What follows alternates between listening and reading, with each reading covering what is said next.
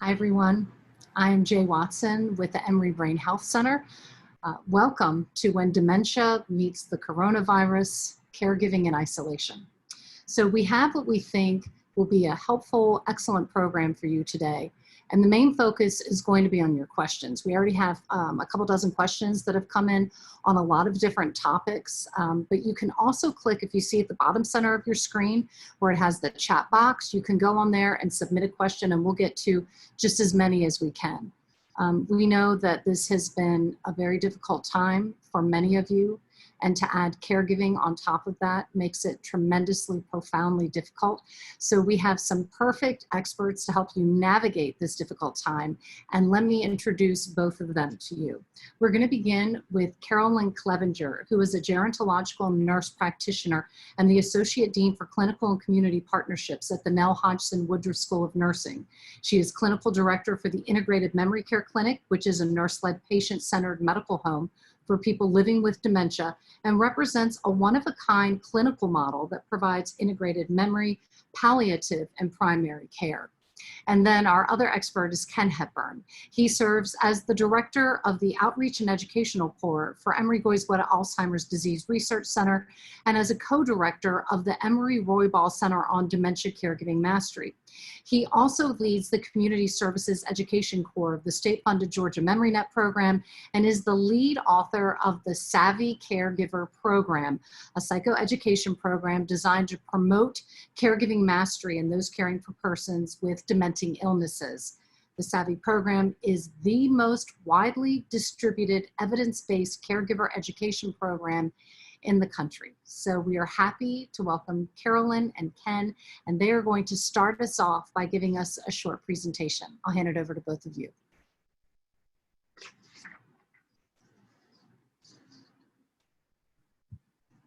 Well, unmute me. There. Welcome to everybody. Thanks for joining us, and thank you, Jay. I'm not sure if this is my broadcasting.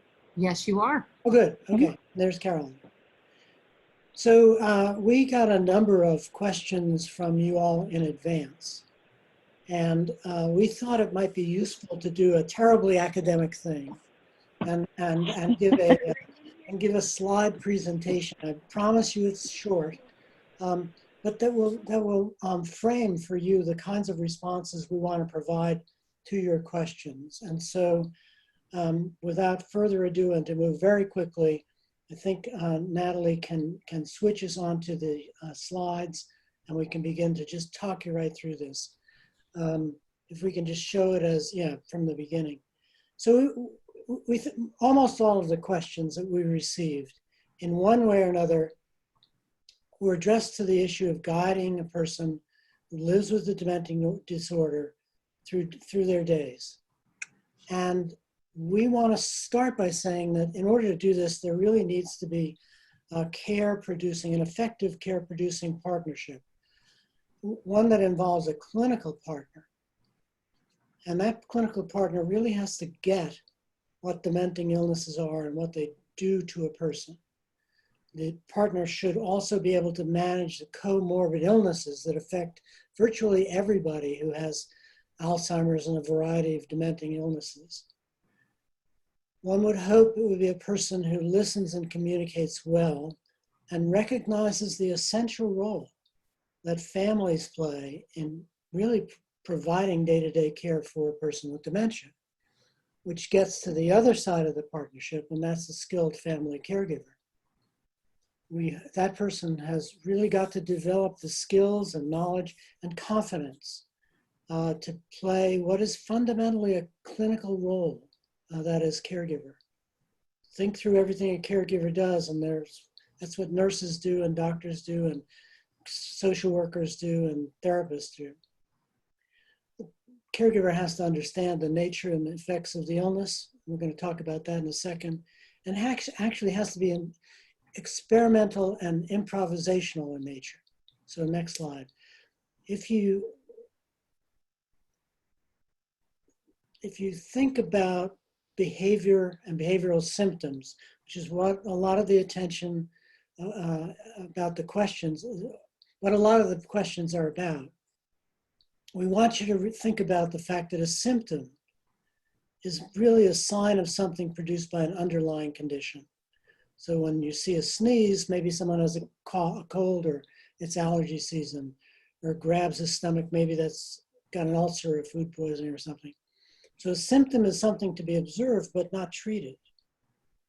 The underlying condition is where the answer lies about what to do. So behaviors are neither good nor bad, even though we've all been sent to the principal's office for bad behavior.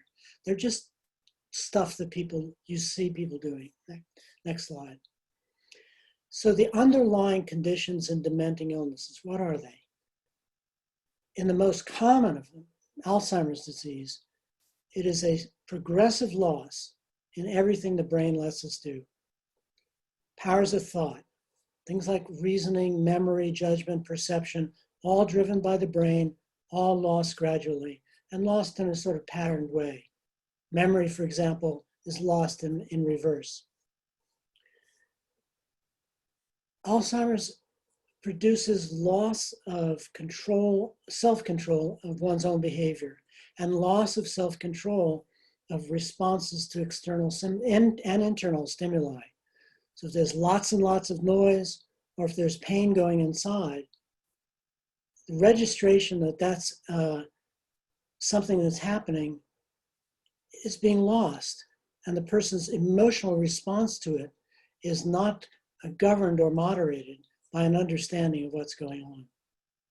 And finally, the loss in just doing things every day, getting dressed, toileting oneself, washing, etc. There are important differences in other conditions. Lewy body dementia, for example, very early on, there are movement and perceptual effects that occur, hallucinations, for example, and less perhaps early cognitive losses. In frontotemporal dementia, another very common illness, impulsivity and early language losses might occur.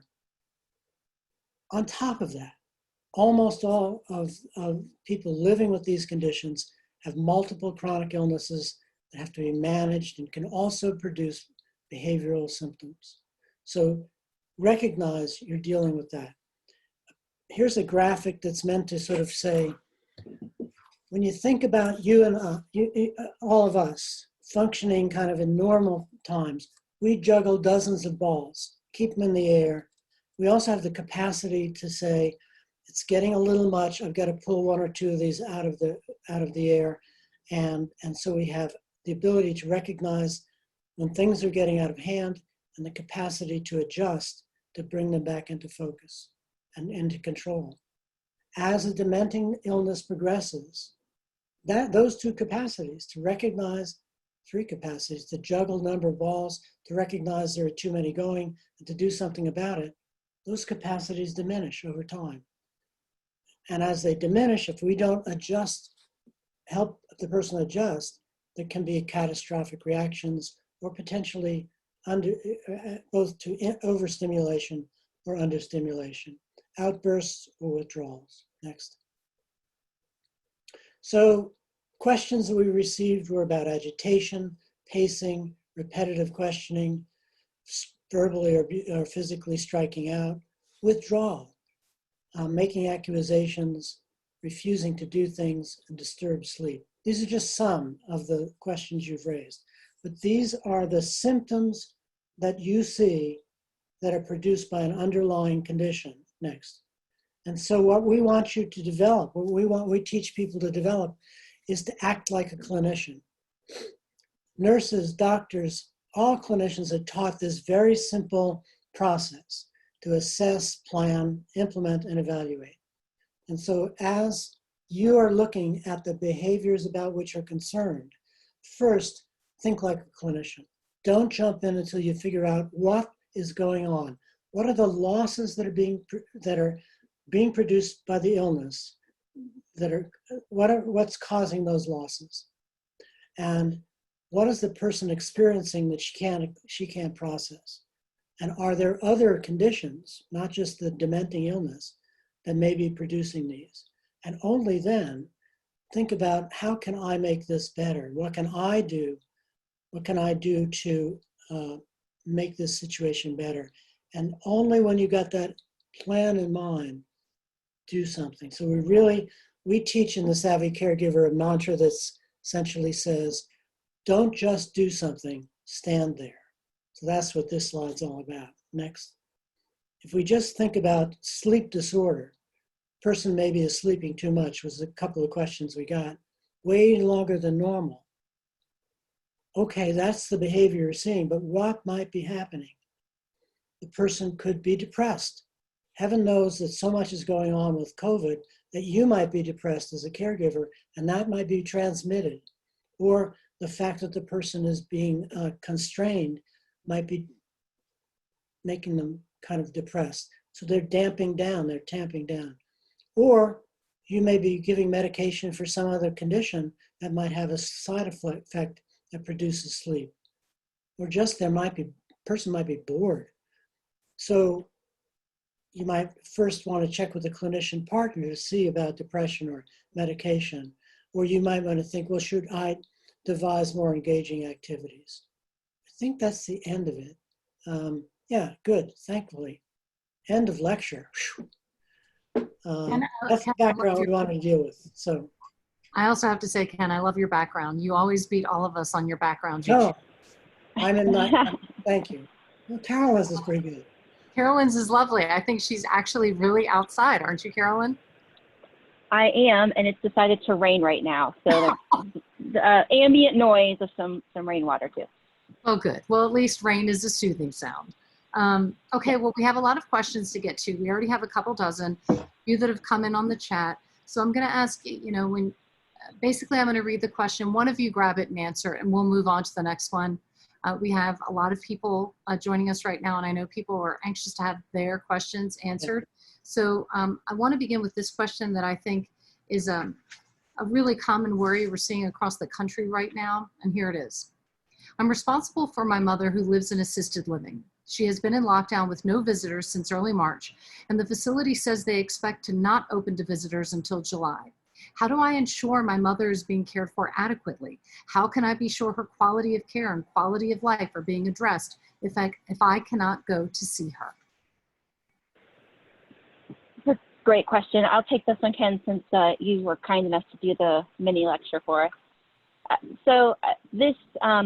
And I was actually intending to add one extra piece to that slide deck, which is if your loved one is in a senior living community, assisted living or a personal care home or skilled nursing, it does add a layer of complexity to some of the things we were talking about in terms of how to create an environment, how to assess this person and decide how to act.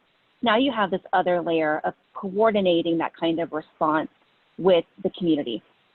A lot of very beneficial things about having your person in a senior living community, not the least of which is that if they do develop symptoms, someone is there to assess that and respond relatively quickly, that they're professional caregivers who have some training, that they clock out, which is different than being the family caregiver who potentially is on all of the time. And so when I'm talking with our patients and their families who are doing this extra layer of coordination with the senior living community, something to think about around the community is that when you're coordinating with them, they have to, of course, follow some guidelines, and they have guidance as well around visitation, around monitoring the residents and monitoring their staff.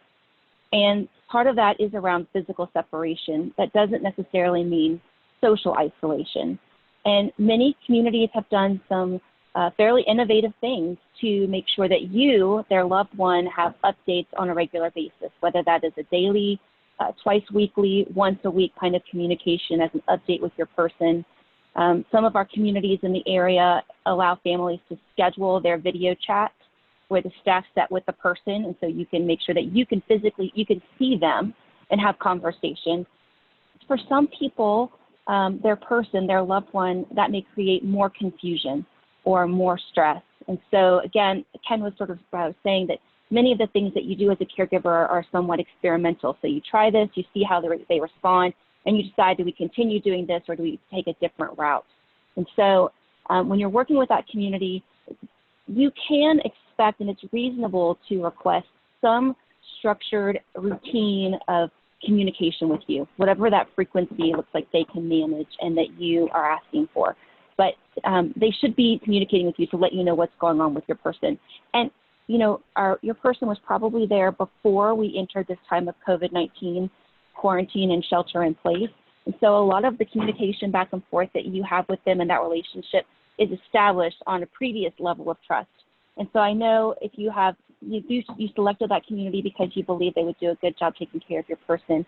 And what we've seen is that if you've had a good experience with them previous, that tends to continue through the COVID pandemic, that they're continuing to try their best to communicate with you. And if you want to add something, please do, Ken. Thank you. Next question. Would our current stay-in circumstances tend to intensify a more lethargic demeanor in someone? And I feel like you touched on this, Ken, in the presentation you just did.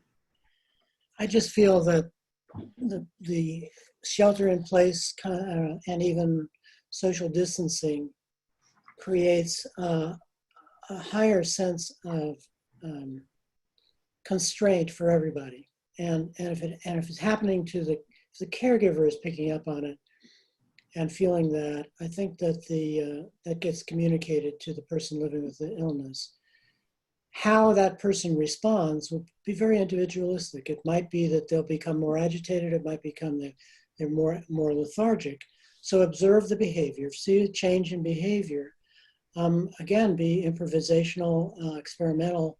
Is there something I can do to bring the person out of lethargy or calm the person down? But acknowledge that the underlying cause in this instance might be all of the restrictions imposed by COVID. Thanks, Ken. Why do some demented patients become aggressive? How do I help de-escalate the aggression?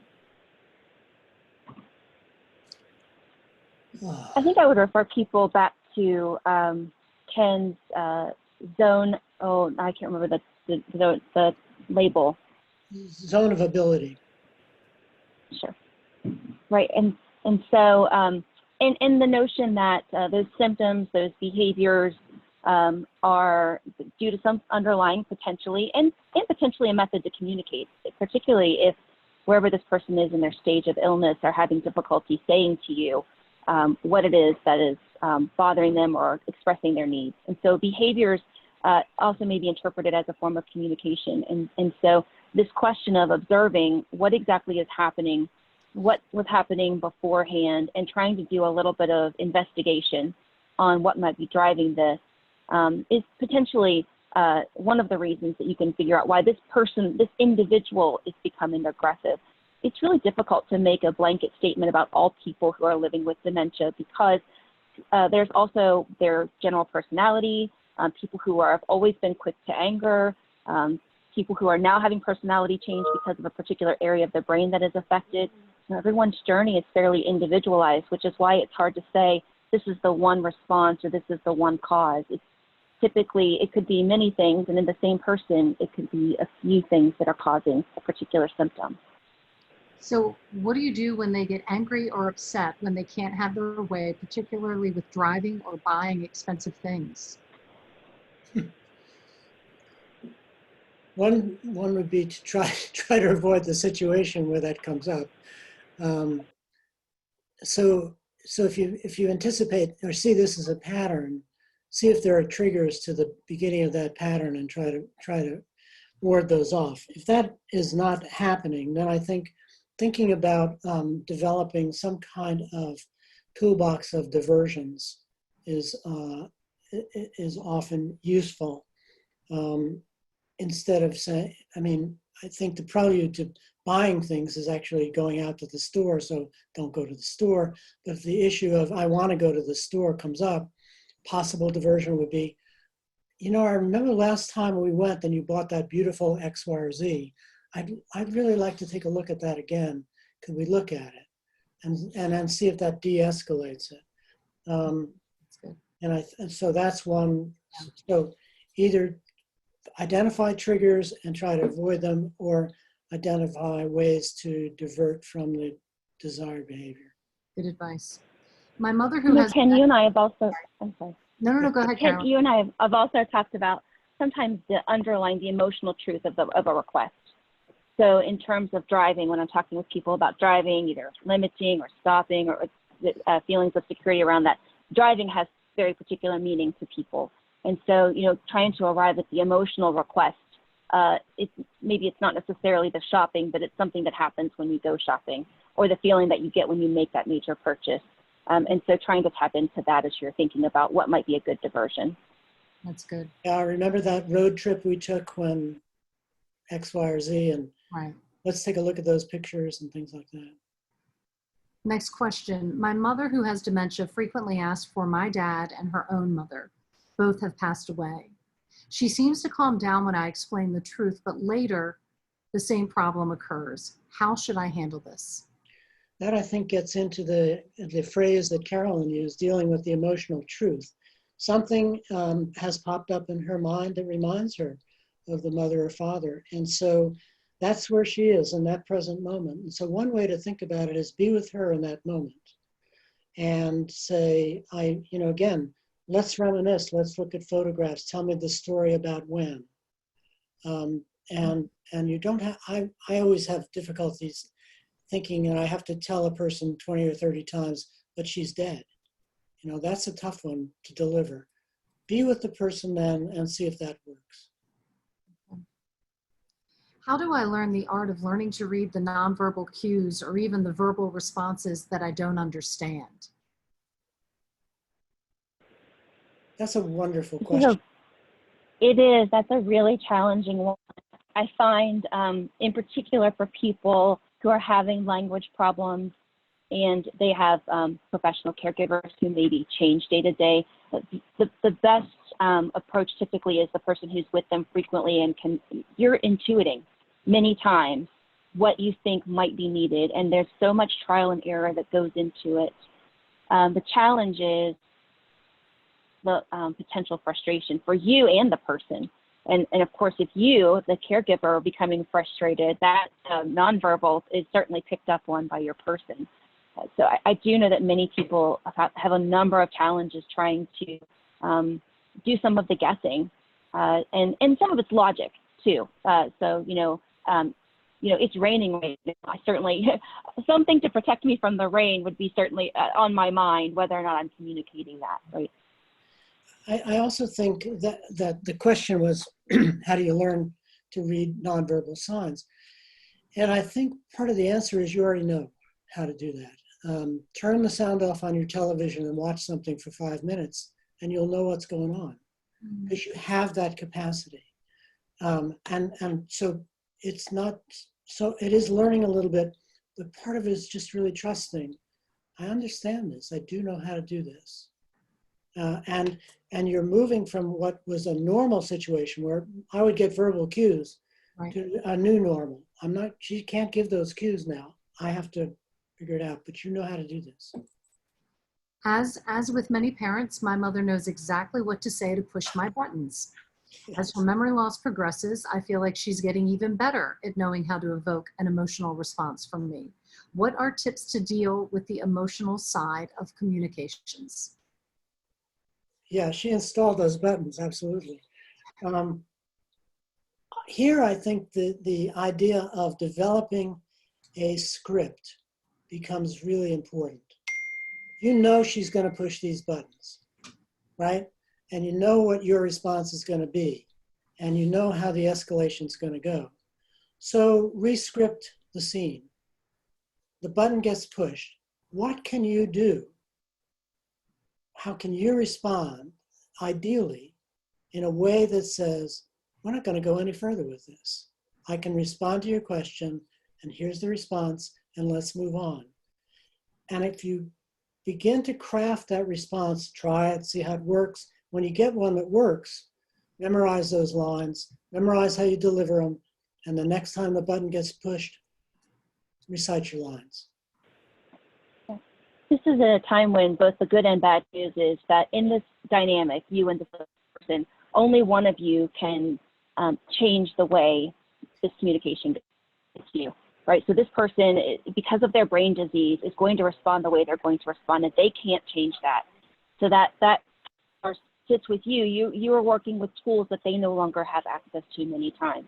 To Ken's point, this is where you get to change the script and control to a greater degree.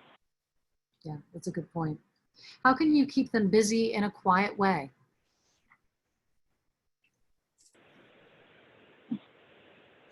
So this is a time, so I will tell you, I'm not a creative person. This is one of those times when I do find Dr. Google somewhat helpful. So not necessarily helpful. So some of our organizations that we partner with in the community have provided me with inspiration that I often share with our family in clinics. So one popular one is a list called 101 activities to do with someone who is living with dementia. And I often say, okay, there are 100 ideas here. Your person may find 3 of them appealing, but they're ideas. And I often need kind of inspiration like that. And our colleagues, either in case management, but often in occupational therapy and other activities or recreational therapists, have put together very helpful resources that are available, open access online to give people some ideas. And what tends to stick depends on what this person finds pleasant now, which may or may not be similar to what they found pleasant before. And it's a fit with their ability. So it's not overstimulating, it's not understimulating. Again, going back to the zone of comfort. Right. What I really liked about that question was an appreciation that the person needs to and benefits from being engaged in something.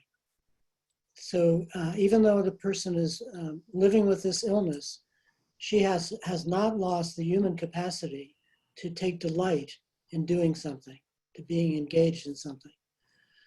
And what we often say is start with the person. I think this is what Carolyn said too. What did the person like to do? What was the person good at?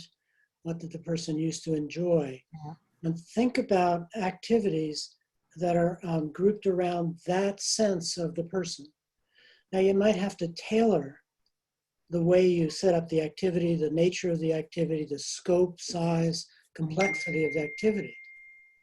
But if you know it's something the person, if you know there's X number of things the person likes to do, maybe it's only 3 of them, figure out a way to design them so that the person zeroes in on them and gets involved, and then do them over and over. It doesn't matter if you do the same thing day to day, because at least that's one thing that the illness generally gives you the advantage for. Sure. You can repeat things and it won't be boring. Next question, how do you make the distinction between the symptoms of dementia and what we currently know of the symptoms of the coronavirus? Carolyn, I'm tossing this one to you. Yeah, it's an interesting question. So we do know that older adults have a different system expression to the coronavirus, meaning that more likely to have some increase in confusion and some shortness of breath and potentially not changes in appetite, those sorts of things. You know, the thing about symptoms of dementia is that typically they are what we call insidious. So it's sort of hard to point to the day that they started. Something that like coronavirus or an acute respiratory illness is acute, meaning it's much more abrupt and certainly more permanent.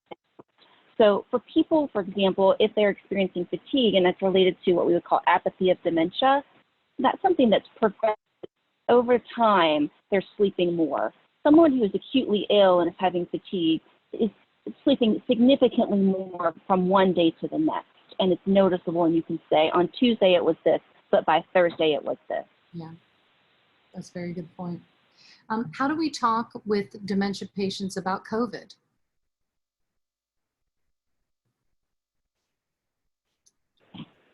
Ken, I think you're muted. You're muted, Ken. I don't There think there's a particular need to, at least if a person's past the early stages, to get into the details of COVID. What we would suggest probably is, you know, there's something going around that's really bad, and it's kind of like a really bad flu, and we have to be take precautions. And people will remember a flu, and it's close enough to the truth, and that's kind of where I'd go with this. Well, the next question kind of ties right in. It says, what precautions should caregivers take to deal with COVID? So I think it's good to remember for those of you who are with us in Georgia, and I know not everybody necessarily is that many of our restrictions around shelter in place are listed. They're not listed for people who are over 65 or who are living with chronic illness. So we are still on a fairly strict shelter in place recommendation from our public health guidelines. I think that's why many of the ways that we are preventing COVID for our patients is similar to what most people should be doing. So obviously limiting exposure to other people, to have things delivered as often as possible, but also wiping things when they come, wiping high-touch surfaces, frequent hand washing shown in other countries who experienced their surge before we did. Tremendous infection through scheduled hand washing. Now, we also have some interesting tips on how to get your person to wash their hands if they don't want to.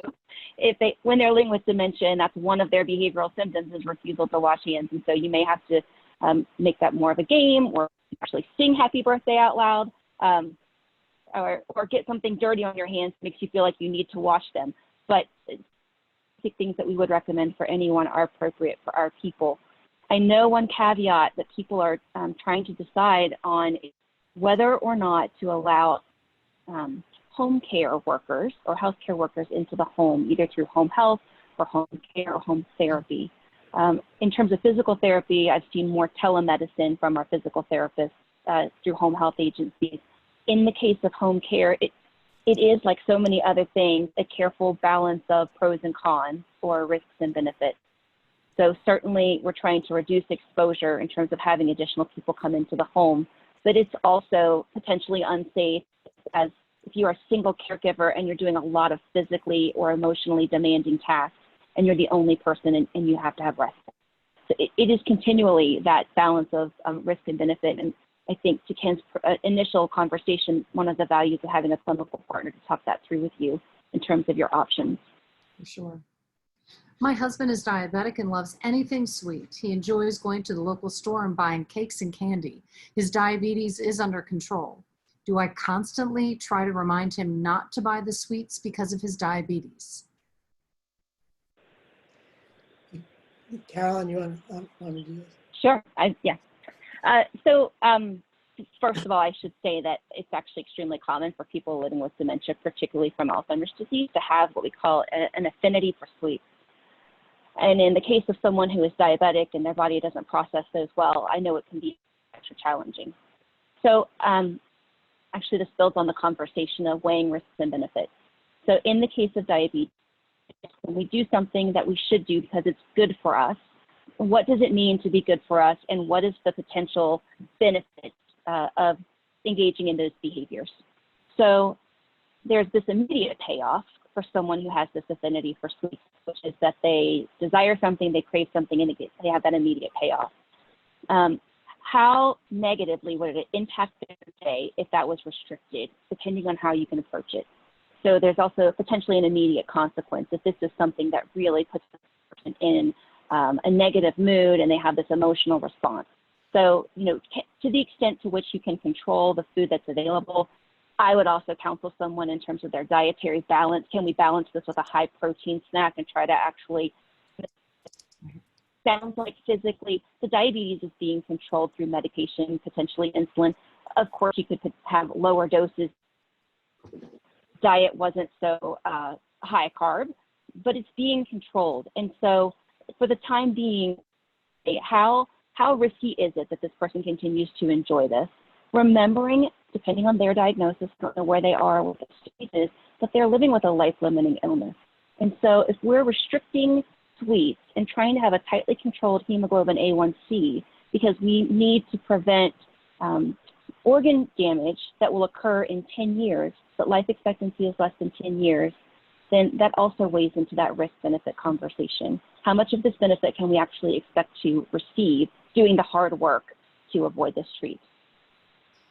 My husband has MCI and it's impossible move to early stage of Alzheimer's. He is very active and enjoys driving to run small errands. How do we know when it's time to stop driving?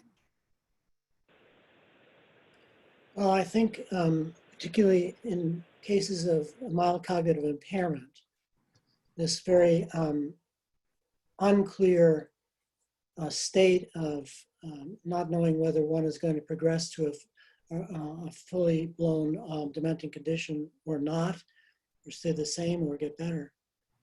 It's essential to have a dialogue between spouses or partners and to talk through these things, not only what are we doing in the present and is this what we're comfortable with, but if it were to progress to something worse, what are you going to give me, the care partner, permission to do to take away your right to drive or to restrict your ability to go hunting, for example, or to use power tools? I think there's a kind of, just as we make decisions together as couple dyads about future financial decisions, we should make those kinds of decisions about driving. So approach it rationally, see how that goes, but approach it from a sort of future planning perspective might be a way to do it. One of the questions on Great. And I'm sorry, go ahead, Carolyn. I would just add, I think Ken is exactly right, and I'm glad that you went first, because in that stage, there's this opportunity to have planning, actually think about how things would go in advance. In my clinic, I'm more often where they're having challenges driving. And it is some of the things like you would expect in terms of minor being lost while driving, having problems managing the controls on the dashboard or interpreting street signs, those sorts. And there are tests that your clinical partner can do in the office. And when things are unclear, we actually can make a referral for a driving specialist to do a full evaluation if there truly is a question. I would just say that clinical partner, your nurse practitioner, should take the decision to stop driving very seriously. It has significant impact in people in terms of their decline when they stop driving. So for as much as possible, I tend to support people driving as long as things are safe and as long as they feel safe, because honestly, most people actually limit their driving themselves before a clinician or someone else has to tell them they don't feel safe. So an open conversation initially and then ongoing is probably the best thing, and multiple conversations, not just. I was in the middle of seeking a facility for my mother. I have put all of that on hold. Should I continue to hold off, or is it safe to resume the process? I mean, I think it's safe to resume the process and maybe wise, but also to do so within the framework of understanding that if a person is moved to a facility, she will likely have to shelter in place for a long period of time. There might be restrictions, prolonged restrictions on the ability to visit. Transition could be difficult. So I mean, Carolyn's phrase, looking at the risk, analyzing the risks and benefits, I think controls so many of these responses. Yeah. So the risk to not looking ahead is that if a sudden emergency presents itself and you really have to move, you're going to be unprepared to do that. Mm-hmm. And the benefit is, well, if worse comes to worse, you'll kind of have a plan in place. But I think you might want to be also prepared to say, we might want to delay this move a little bit more than we might have ordinarily thought, so we can read the situation as it emerges a little more clearly. We have had people place successfully during this time and had very good experiences. And honestly, one of the other benefits right now is that, when you're not in a time of public health response, you're sort of guessing how they might respond. Now you know exactly how they would respond when major epidemics occur. And so you really do get potentially a better idea of their communications and relationships with families. Regarding anxiety, any concern with medication to control the level concerning addiction? So when you're treating anxiety, and Ken was addressing the non-drug approaches or the non-pharmacologic approaches in that slide deck, which is honestly more effective many times than medications. And then sometimes we add medications as a complement to what you're doing in the non-drug approaches. Medications to treat anxiety typically increase some of the brain that naturally boost mood. So serotonin, norepinephrine, dopamine. Those are not addictive medications. I think if that is not effective, you can go to sort of a next tier up if there are issues around psychosis, so hallucinations or delusions. Some people require other medications to sort of reduce the brain stimulation or reduce the electrical activity of the brain, or potentially to have an antipsychotic. Again, those are not addictive classes. The only class that potentially is used around anxiety would be what are known as benzodiazepines. We would know them as Valium, Ativan, Xanax. Those are addictive medications. They should be used sparingly, very rarely, and for individuals who truly are experiencing anxiety attacks or panic attacks. So your clinical partner can work with you. Again, each of those medications, every medication carries some degree of risk and some type of adverse effect. But in terms of addictive properties, really that is isolated to that particular class in terms of anxiety medication. And those. Thanks, Carolyn. My mother's having issues with sleeping and various types of fears. She thinks someone is inside her room trying to hurt her, and it's usually men that she sees in her room. I keep assuring her no one is in her room or in the house. We go through every room and closet. I show her all the security cameras around the home, inside and out. She refuses to believe us. She will walk into my room and want to sleep with us. Any suggestions? Well, so what is the underlying cause? She's feeling fear, maybe generalized fear based on the confusion that's produced by the illness. And it comes on more strongly at night. And who knows where the belief about somebody tracking her, a man stalking her, comes from, but it's there and it's a manifestation of that fear. So she's afraid. And you've done wonderful things with saying, here's the security cameras and whatnot. One of the things about that is it sort of depends on her being able to really absorb that information, integrate it, and be able then to play it back to herself to say, everything's okay. So she apparently isn't able to do that. So what else can you possibly do? A simple thing like a sleep light, night light rather, would that be useful? Would some kind of piped in music be helpful? I don't know, Carolyn, you might have some other ideas, but props within the environment that could produce even aromatherapy kinds of thoughts. Is there some possible infuser that you might, that just might produce a sense of calm and reduce that sense of overriding fear that she has?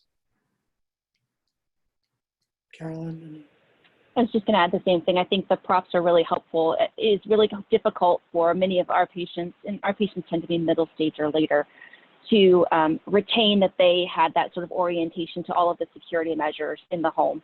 They potentially, if you have something that's really oversized, almost comically oversized, like a deadbolt, or other things that sort of just every time you see it, you ever invokes that sense of security, to make it very obvious whether or not it's really doing that exact thing.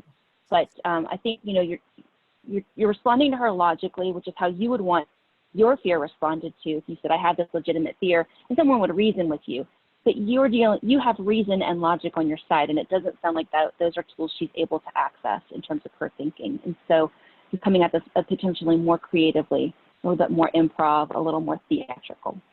That's great. Little time check, we're at 2:45, we close at 3. We have some questions, several that came in before, and one's coming in on our chat, so we'll try to get to them. And a piece of advice from one of our attendees regarding the question we just answered.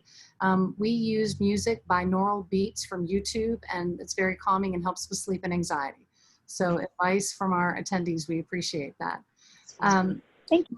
My mother is very defiant about her limitations from the doctor, so anything that's requested turns into a fight, or she will just do the opposite. She's showing symptoms of dementia, but is considered high functioning. She walks away from the house and lies about where she is and what she's doing. What are some suggestions that I can do to help curb her actions that can be dangerous for anyone, but especially her? So I think part of the question is to think about what are the things that you really need to control. So what are the most high-risk behaviors?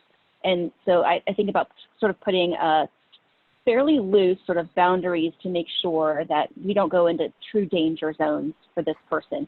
And anything within that may also mean that you have to let go of a fair amount of control of what's happening there.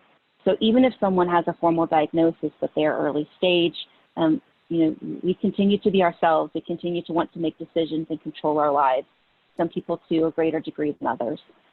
Things where you really get into major risk situations. So for example, if this is someone who gets lost while driving, wandering while driving is extremely dangerous. So we're going to have to put some parameters around that, and you can employ the help of your clinical partner in doing that. Spending all of your finances and depleting your entire nest egg, that would be a very high-risk situation, because you will need that nest egg as this disease continues. Many of you know how resource-intensive this illness is to maintain care. Having no nutrition, and I mean none. I don't mean just eating sweets or eating junk food. So just sort of think about what are those sort of thresholds at which this person truly is in danger and will encounter fairly immediate harm that you need to curb. And anything that doesn't reach that threshold, you may need to let go. And also, I think, consider, we've had multiple things that have referred to the point that many times, the caregiver and the person living with this dementing illness did not just meet. You have a lifetime history many times of a communication pattern. And so hopefully, if those communication patterns have been open, you can continue to have shared and maybe some more open conversation about changes that this person is seeing and things that they have a strong desire to continue to do. And you want to try to support that as much as possible. I want to add to that particularly in the early stage, person receiving this diagnosis may well be going through a phenomenon of grief, right? So the two things, anger and denial, sound like they're coming across in this question. One of the things, I totally think what Carolyn said was absolutely right. In addition, some empathy to recognize what your mom might be going through, some assurance, reassurance, I'm with you. We're going to make this, we'll be in this journey together.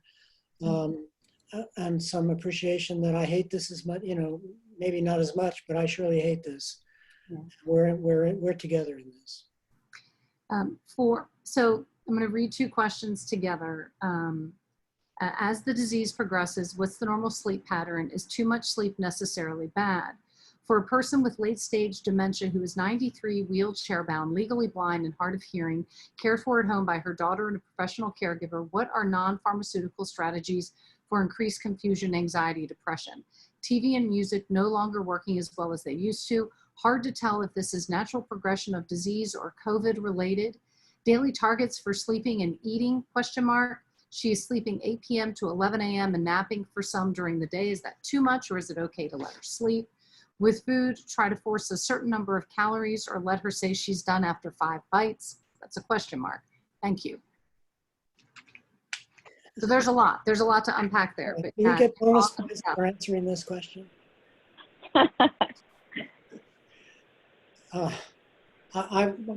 My first impulse is if the move towards tactile stimuli, if music does no longer provide comfort, it may simply signal that the illness is progressing so far that the integration of those kinds of stimuli is failing, and so go to something more primitive.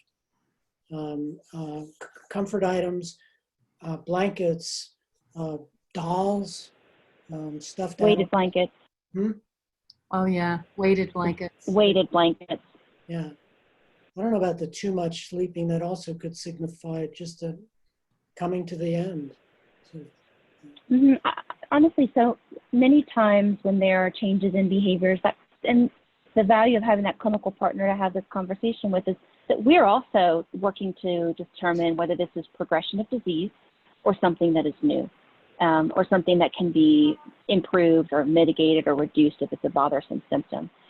And, you know, in the case, which was very descriptive about the individual who has a number of challenges, and the phrase late stage was used. And so if you and I are in agreement about that phrase, late stage, and how we would define it, late stage in a life-limiting illness is, I hope, a palliative in nature. And so, and it sounds as though you're seeking things that provide this person comfort and soothing, and that's exactly what we should be focused on. And so that's one of those things that in terms of how many calories we can expect.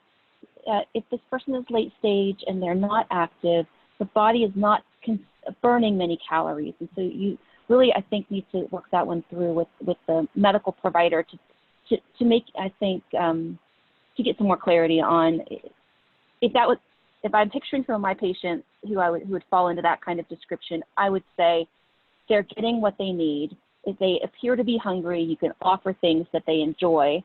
This is a time in your life when a moment on the lips is actually all that matters. We don't care about forever on the hips, ladies. And so because we're emphasizing things that create pleasure for that person in that moment. And that's the focus of where we are in late stage. I'm scared to put my spouse into a home or hospital away from me. He will be lost and afraid. One of the things we're counseling caregivers to do is, in fact, to develop emergency plans and prepare for having to do that. Prepare an overnight bag or something like that, just as one might have done in the early days during pregnancies. So have things packed for the person that include some instruction for those who are going to provide care. This is what she likes to do. This is what she doesn't like to do. This is how I handle this or that. Here are some comfort items. Here's some favorite items of clothing that she might like to wear. Think it through, because it's actually, if the restrictions continue, you will be left at the door. And so what do you want the care providers to carry from you with her as she goes forward? That's good. Are there any tips for both me and my parents for moving into a residence? I am long distance and both of my parents are experiencing dementia. They do not want to move, but if they have to, they want to stay in their community with their church and friends.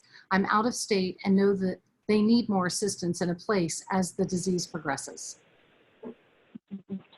So it sounds like this family has started to have conversation for when they need a higher level of care or when they need more assistance on a day-to-day basis. And it sounds like that one of those options includes moving into a senior living community within their hometown or in their area. If that's not the goal, I also offer to families a move to a facility or to residential care is not absolute because of a dementia diagnosis. If the primary goal, if they're really focused on staying in their home, that is still possible. It means that someone will come in. So that is a decision point. But as you're making the move, and in particular when you're at a distance, this is when I strongly recommend a geriatric care manager. And in the area who can coordinate with you, who can be on the ground. It's really helpful to have someone, they typically are nurses or social work in terms of their background, and they have their finger on the pulse of the senior living community and the service agencies that are available right there. Many times people who live at a distance, an adult child might fly home, do some tours, visit some places, talk through things, but that day-to-day, sort of, that care manager tends to know that the administrator or the owner for this community has been around for 20 years and it's a family-owned organization, and all of these background pieces that you would not necessarily know or get from a tour. Geriatric care managers are wonderful when you're local and really essential when you're at a distance. So we have 5 minutes left. We have 3 questions. I think we can do it, guys. There was one that came in on the chat a little while ago. It said, and it's related to what we just discussed. My question is about getting the cost and getting assistance to place my father in assisted living or memory care institution. It's very expensive. Any advice from either one of you about possible resources? It's like, no, but you know what? This is a really tough one. This is a really tough one, and it's a reality that so many families face. And unfortunately, it's a conversation people are not having until they find themselves in a situation where they need services. And so many folks assume that Medicare is going to cover residential care, and it does not. These are expenses that tend to come out of pocket through people's savings, through their nest egg. Occasionally people qualify for services, for example, if they are a veteran, if they're aid and attendance benefits or veterans benefits. You don't necessarily have to be service connected the way you do to access VA benefits as a younger person. So if you maybe have not been eligible for VA benefits, it's possible you may have benefits that can support you now. There are programs for individuals who are low income and low assets, and they vary by area. In Atlanta, I work with, we connect with our area agency on aging to help identify some of those agencies. And as a social worker in our clinic, Laura Metters is tremendously helpful in helping people figure out if they would qualify for those based on their income and asset level, but it is really tough. How do I remain patient with constantly repeating information? I just go back to the answer I gave before. It's going to be, the questions are going to come. Develop a script. When you see you got one or two, maybe one or two of them that work, just pretend you're on screen and play your role and say your lines. Because otherwise, there's a long road to sainthood. And this is just really practicality we're talking about. And our last question, a very practical one. What item can I buy to secure doors when he walks out of the house?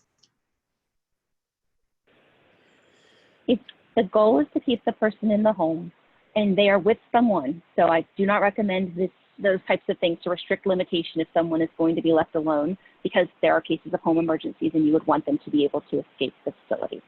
But if you are trying to keep someone in the home and someone is there with them, typically very basic, and my hardware terms are failing me, Ken, I might need some help, but a lock, but it has to be above eye level so that you have to look up to see it so that one might notice it. If the door is going to open, some type of alert, even a bell, to let you know that the door has been opened so that you can respond. Those are a couple of things that you can consider. Real quickly, guys, because a few questions came in, we'll try to see if we can answer them quickly for folks because we have to wrap. Do advanced conditions bring about enormous physical clinging? It's possible. Yeah, there are certainly patients who their caregiver is essentially their security object. It is possible, and in particular, frontotemporal individuals sometimes can have some utilization behaviors, but that's usually its object, not a person. So it is possible, but it's not necessarily typical. All right, the very, very last question. Do statins help with vascular frontotemporal dementia? My husband was placed on one during a hospital admission. If his cholesterol levels were normal range, what is current guidelines reducing pill burden? Statins are one of my favorite medicines to stop, full disclosure. There is some evidence, so it's not a part of a guideline that statins are recommended, but there are some studies that show promise. And so it could be that a clinician has interpreted those studies and felt like this individual patient warranted that. But that is absolutely a conversation to have with your clinical partner about whether or not it would be appropriate for this person. It's not intended to lower cholesterol, it doesn't sound like, but I do remind people that there is no published benefit for individuals over 80 in terms of cholesterol lowering with a statin. That's one reason to go. And if I am experiencing any adverse effect from the medication, I do have a low threshold for what we call de-prescribing that particular class of drugs. And that is my geriatrician background speaking. We like fewer medicines too. Carolyn, Ken, we can't thank you enough for all of your expertise today. I think it's been very informational and encouraging to the group today. And thank you to all of you who have tuned in. I want to remind you guys that every Tuesday you can join our Brain Talk Live with more of our experts. Take care of each other, take care of yourselves, and we will see you all soon. Be well. Thank you. Thanks, guys. Bye.